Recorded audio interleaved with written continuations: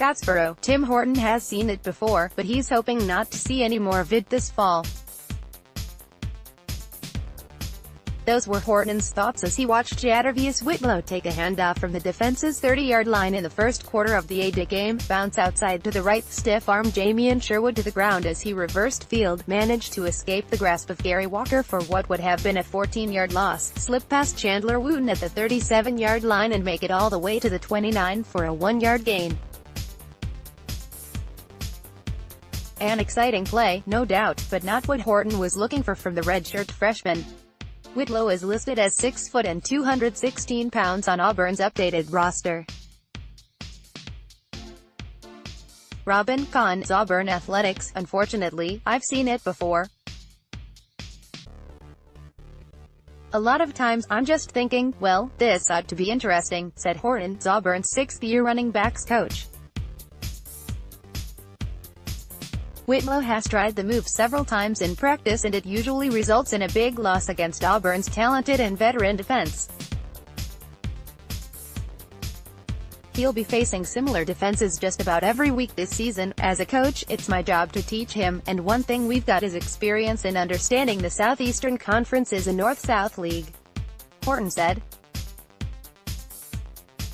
You can't go sideline to sideline very often in this league. They're just too fast at every position on defense. You've got to be a one-cut runner, you've got to go north and south, you've got to have your pad level down, and if you do that, you've got a chance. Of course, that was just one play. Whitlow finished A-Day with 14 carries for 98 yards. His production was a product of the work he put in under Horton during spring practice. Sometimes I think he thinks he's still back at Lafayette and he thinks he can just outrun everybody, and that's not the case, but he's got a lot of talent, Horton said.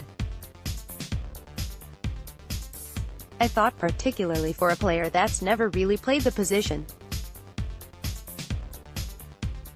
He played the position at the start of fall camp and then he has an ankle injury and we don't get him back, really, until bowl practice, so he really hadn't played the position a whole lot.